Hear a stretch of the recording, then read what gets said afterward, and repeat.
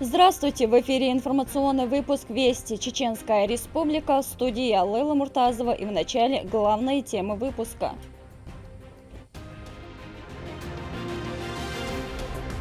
Гражданский долг. Отлично, люди выходят, праздничное настроение, выбирают свое будущее. Владимир Путин одержал убедительную победу в выборах президента России. Как прошло одно из самых важных политических событий страны для Чеченской Республики. Благое дело. И мы уверены, что сегодняшняя акция, как это было и в прошлом году, сделает мир, особенно детей, краше и счастливее. Хутмат Кадырова вновь дала старт акции «Мир особенных детей». Как сделать счастливым ребенка, смотрите в нашем эфире.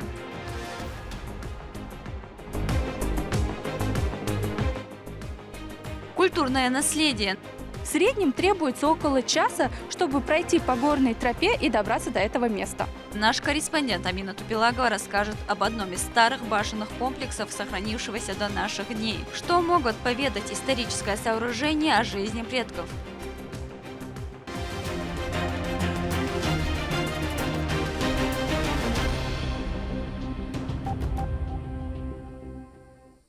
Многочисленные поздравления от лидеров различных государств получает Владимир Путин, который одержал убедительную победу в выборах президента России. С этим значимым событием глава Чеченской Республики Рамзан Кадыров поздравил главу государства в своем телеграм-канале. Руководитель субъекта отметил, что жители региона сделали самый правильный и достойный выбор для будущего страны и заверил, что он и чеченский народ и дальше будут всецело поддерживать национального лидера. В период трехдневного проведения выборов президента России жители Чеченской Республики все эти дни ответственно голосовали. Вместе со всеми важный выбор сделал и глава республики Рамзан Кадыров. Мадина Кураева поделится со всеми подробностями. На протяжении 3 дней жители республики активно приходили в участки и голосовали. Вместе с семьей свой гражданский долг в 165-м избирательном участке в Ахматюртовской школе номер 1 выполнил руководитель субъекта Рамзан Кадыров. Проходит, как вы видите, отлично, люди выходят, праздничное настроение, выбирают свое будущее на 6 лет. Народ ждет хороших результатов. Поэтому наш народ именно выбирает достойного лидера. Я проголосовал за того человека, который спас Россию. Вначале нам угрожали словами. Не получилось. Потом нам угрожали санкциями. Не получилось. И параллельно начали военные события на Южной Осетии и в других местах. Тоже не получилось. Потом конкретно они открыли свое лицо и начали открыто воевать против России, НАТО, ЕС, Запад, Европа. Все равно человек, который подготовил наше государство во всех смыслах этого слова, экономический, военный, политический, они не могли сломать. Россия стала еще сильнее. И я проголосовал за этого человека. И я хочу, чтобы этот человек дальше вел нашу республику к победам, и дальше он вел вперед наше государство. И я хочу, чтобы люди понимали, что будущее за нами, и народ должен понимать, что они выбирают сами свое будущее. Поэтому я голосовал за такого человека. Чеченская республика в очередной раз стала лидером по явке избирателей. Выборы во всех участках прошли без единого нарушения наблюдателей. А также регион обошел все субъекты страны с самым высоким процентом голосов за Владимира Путина. Наши избиратели, граждане Чеченской республики, откликнулись на наш призыв, на призывы Рамзана Ахматовича. Очень активно участвовали, не оставались безучастными. Все 3 дня на всех избирательных участках в буквальном смысле столпотворения были. И я думаю, что прогнозы доходят до того, что у нас полностью выборы прошли на 100% успешно и на очень высоком уровне. По данным государственной автоматизированной системы выбора, в регионе приняли участие 792 823 избирателя из 816 869 внесенных в списки, что составляет 97,06%. Чеченской республики во время правления Владимира Владимировича Путина, республика, Пачхай Ахмад Хадж Дабулишни, Рамзанах Теша, Дахар Нистелла, из Нистелритер, Адму Арадала, Путин поддержать веру на 100%, Тешадер, Путин победитель, Россия мощь, Ахмад сила, Аллаху Акбар. По итогам выборов никаких жалоб, заявлений, обращений на нарушение избирательного законодательства ни в нижестоящей, ни в территориальной участковой комиссии, ни в саму избирательную комиссию Чеченской Республики не поступало. И, соответственно, для рассмотрения жалоб не было. И избирательная комиссия сразу же установила итоги голосования на своем заседании, подписав протокол об итогах голосования. Таким образом, на выборах на территории Чеченской Республики приняли участие более 96% избирателей. Из них 98,99% избирателей проголосовали за Владимира Путина, а остальные 1% с лишним голосов распределились между остальными кандидатами. Все 3 дня на избирательных участках региона царила праздничная атмосфера. Каждый житель осознает важность этого события, поскольку выборы президента – это не только процесс голосования, но и возможность выразить свое мнение и быть частью будущего страны.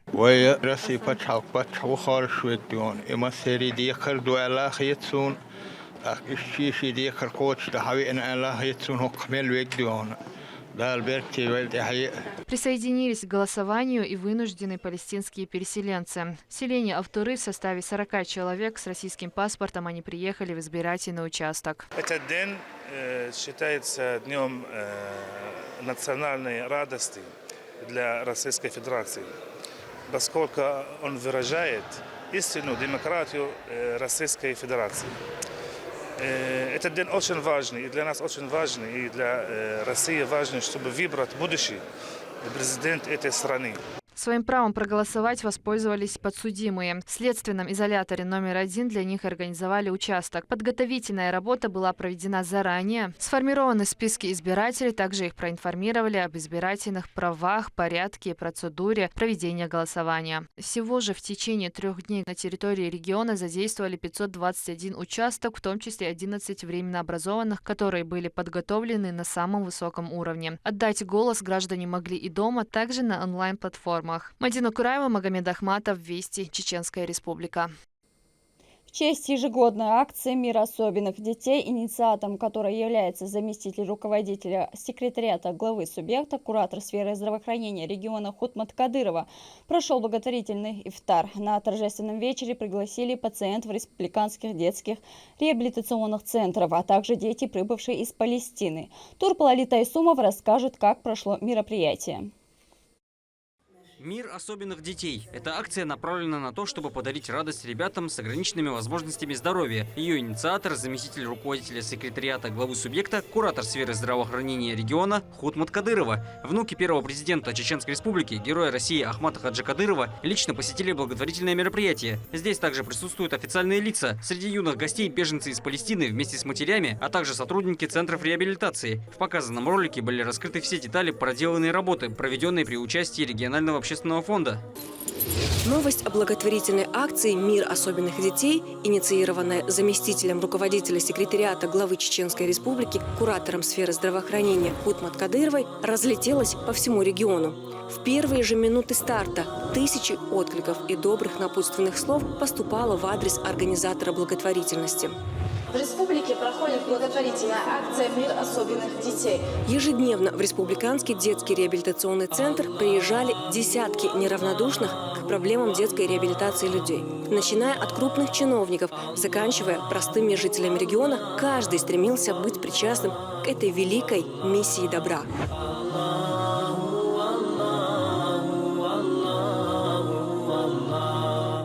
Хутмат Рамзановна поприветствовала детей и всех участников благотворительного вечера. По ее словам, видеть маленьких гостей счастливыми для нее уже большой праздник. Между тем, она отметила колоссальную работу, проведенную руководством региона в направлении детской реабилитации.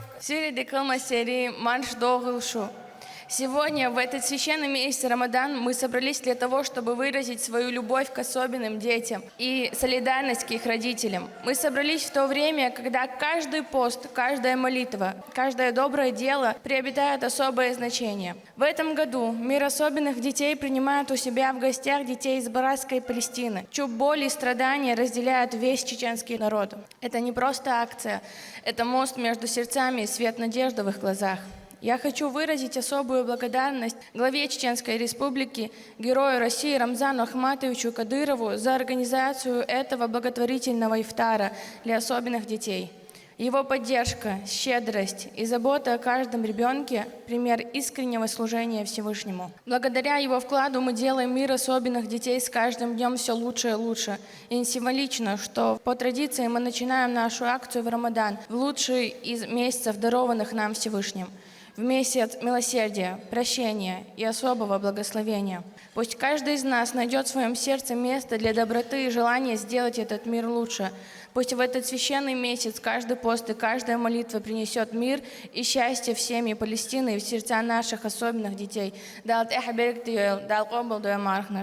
Проект «Мир особенных детей» реализуется в республике не первый год. Помощь, приходящая в дом ребенка, всегда дарит счастье. Для укрепления настроения артисты национальной эстрады исполнили трогательные песни. Министр здравоохранения субъекта Адам Алханов подчеркнул, что реабилитационная деятельность в регионе развивается уверенными шагами вперед и совершенствуется каждый год. Мы видим, что под грамотным и эффективным кураторством заместителя руководителя секретариата главы Чеченской Республики Хутмат Рамзановны Кадыровой это направление вышло на качественно новый уровень. Особо хочу отметить, что активное развитие детской реабилитационной службы, где у нас создаются прекрасные современные условия. Минздрав всегда ставил приоритет оказания медицинской помощи особенным детям и будет продолжать помогать развивать службу детской реабилитации. И мы уверены, что сегодняшняя акция, как это было и в прошлом году, сделает мир особенных детей краше и счастливее. И, пользуясь случаем, хотелось бы обратиться к нашим братьям и сестрам, палестинскому народу. И хотелось бы сказать, что мы, как никто другой, знаем, через что вы проходите. Знаем через все тягости, которые вы проходите. И хотелось бы сказать, что по призыву главы Чеченской Республики, героя России Рамзана Ахматовича Кадырова, в мечетях собираются все наши люди, народы. И в каждом дуа мы просим Всевышнего, чтобы на вашей земле, на палестинской земле, восторжествовала справедливость. Советник главы региона Адам Шахидов поблагодарил Хутмат Кадырову за помощь детям. Он особо подчеркнул, что в священное время такой жест воздается Всевышним многократно.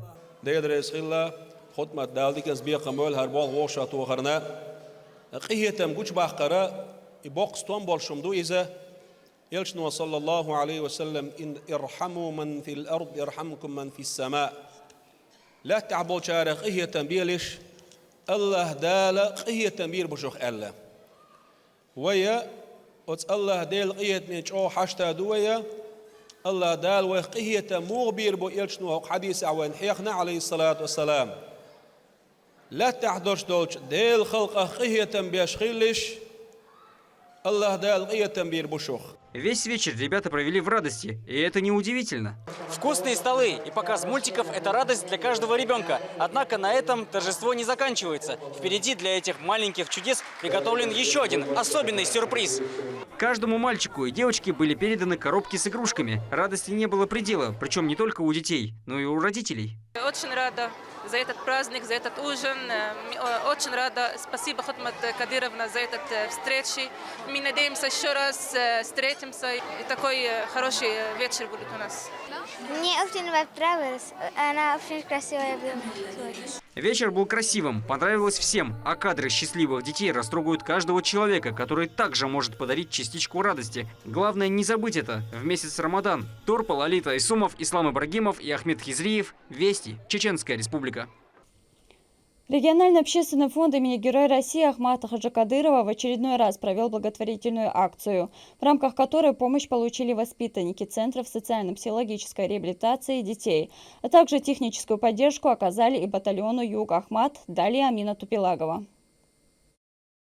Бытовая техника, ну и, конечно же, игрушки с фруктами. Региональный общественный фонд имени Ахмата Хаджи Кадырова совместно с компанией НГСМ+ провели масштабную благотворительную акцию для воспитанников Мелитопольского областного центра социально-психологической реабилитации детей. Холодильник и пылесос, и дети, и игрушки. Это очень нам большая помощь. Просто низкий поклон. Я такого не видела никогда.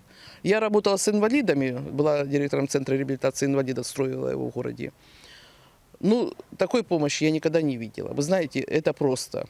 Низкий поклон. У нас вот сотрудники, которые здесь работали до СВО, они говорят: Владимир, мы такого не видели, мы такого даже не знали никогда. Аналогичное учреждение Запорожской области с особенными детками также не осталось без внимания. Каждый ребенок имел возможность самостоятельно выбрать себе подарок. Я благодарю фонду, который прислал игрушки, и компанию НГСМ+. Благодарю.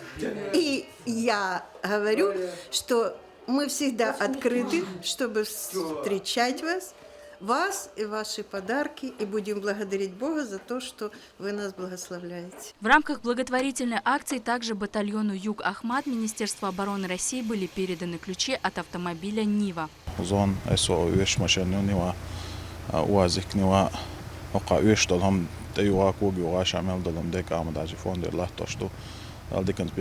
Данная акция примечательна тем, что это не просто прийти с предметами на свое усмотрение. Были выявлены нужды и закрыты данные пробелы. Амина Тупилагова, Магомед Тутаков. Вести, Чеченская Республика.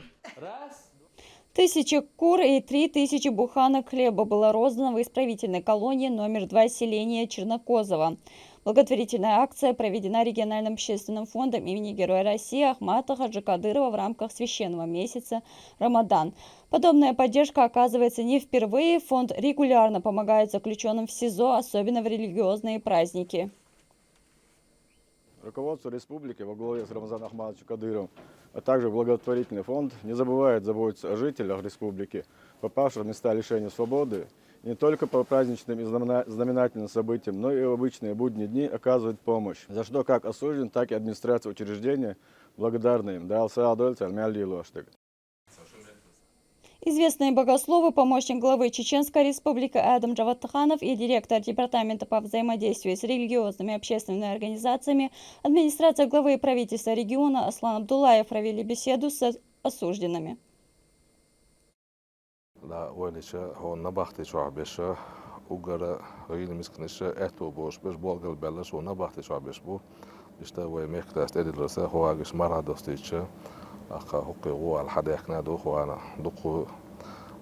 продукты хадин сехсеха ве дохале паша матазала скоплосен за фонду он бахты жабошана сехсех ючунса мочунса водешту на осалдешту وزي الوشتالة ومكناس دائم دوش صار جال أوبدول داشين ودولخا. Региональный общественный фонд имени Героя России Ахмата Хаджи Кадырова провел крупную благотворительную акцию. Ее приурочили к благословенному месяцу Рамадан. Малоимущие и нуждающиеся семьи региона получили помощь в виде продовольствия. Мадина Нуцалчиева расскажет об оказанной поддержке. Каждый месяц Рамадан региональный общественный фонд имени Героя России Ахмата Хаджи Кадырова проводит масштабные благотворительные акции, в ходе которой оказывает продуктовую и денежную помощь нуждающимся и не только. В рамках события 500 сотрудников и студентов из Российского исламского университета имени Кунта Хаджи Кишиева получили продуктовые наборы.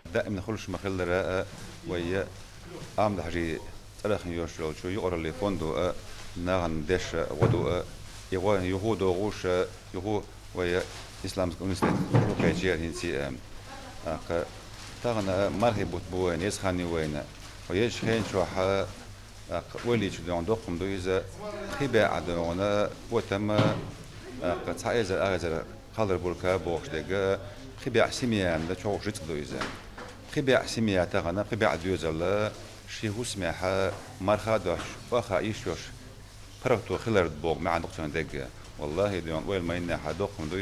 В один такой набор входит целая курица и 3 буханки хлеба. Все аккуратно упаковывается в пакеты. Продолжилась акция уже за пределами города. 7 тысяч кур и 21 тысяча буханка хлеба были розданы в Ножеюртовском, Гудермесском и Введенском районах. Фонд не оставил без внимания ни одну нуждающуюся семью. Подобные благотворительные акции проводятся регулярно по всем районам республики и охватывает самые разные слои населения. Мадина Залчиева, Шамсуди Джабраилов, Магомед Тутаков, Вести, Чеченская республика. Наша съемочная группа изведала крупный башенный комплекс в Малхистинском ущелье, хранящий в себе много историй и мест. До наших дней сохранились несколько жилых башен и старое мусульманское кладбище. Об уникальных сооружениях и местных легендах расскажет Амина Тупилагова. Здесь дует ветер свободы, огибая всех каменных свидетелей истории, величественно стоящих на склоне хребта Кюрилам. Ущелье Малхиста щедро усыпано исторически важными объектами. Пока мы шли до места назначения, старший научный сотрудник отдела археологии и архитектуры Аргунского музея-заповедника Рамзан Баканаев рассказал нам про необычный склеп селения Каратах. Там, в этом склепе, есть люлька, жим-агдой. Хислер войнаш санда, дальше лохудуш агду, скелет ребенка и еще скелет один, ну как мать обхватывает люльку там, где лежит ее ребенок. Целью нашего похода стало знакомство с башенным селением под названием Комалхи. Находится оно прямо над дорогой, приблизительно в 2 километрах от города мертвых Цойпеде. Если смотреть вверх от отправной точки, может показаться, что до башенного комплекса буквально подать рукой. На самом деле это не так. В среднем требуется около часа, чтобы пройти по горной тропе и добраться до этого места. В состав комплекса Комалхи входят жилые и полубоевые башни, а также некрополь. Предположительно, на территории было и важнейшее стратегическое сооружение, являющееся частью сигнальной системы. Здесь начало этого Малхистинского ущелья, это приток, левый приток реки Аргун, это Мишихи. И здесь башня, которая расположена здесь, она являлась, я бы сказал, основным звеном великой сигнальной системы, потому что эта башня связывает, и, как видите, отсюда видна башня Жарий, башня Дози, башня, которая расположена в некрополе Цойпеде, отсюда видно и Каратах, и Банах, и отсюда, с этого места, можно наблюдать башню, которая расположена в Майстинском ущелье. То есть они связывали разные два ущелья. Если смотреть на жилую башню, ее особенностью, бросающейся в глаза, является размер дверного проема. Он достаточно низкий и узкий, на то есть ряд причин. Во-первых, сохранить тепло. Это в жилой башне. Второе, это имело значение.